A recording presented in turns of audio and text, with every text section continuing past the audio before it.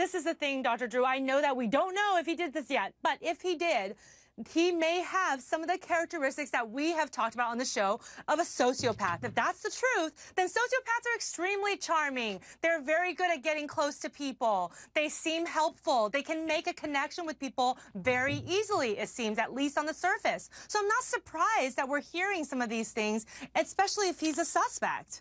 And again, Judy, we don't know this guy, but Erica, Judy's got a point, because we see all this criminal behavior on one hand, and the other, we have a charming, entertaining guy. That kind of makes that case a little bit, doesn't it?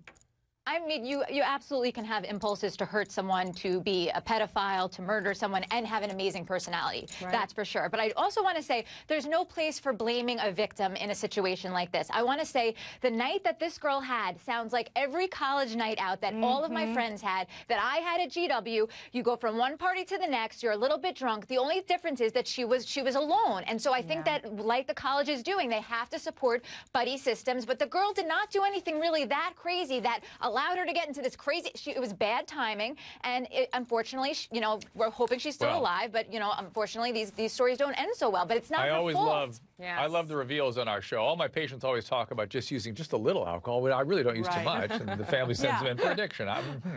But so we'll draw our conclusions, Erica, about that. But Sam, I know you're very defensive or concerned about us blaming the victim, but let's make a very important point here, which is that personal responsibility has a role if we're going to teach anything from this story. And two, if you want to look at, I've said this last night, any adverse outcome on a college campus always includes the use of alcohol.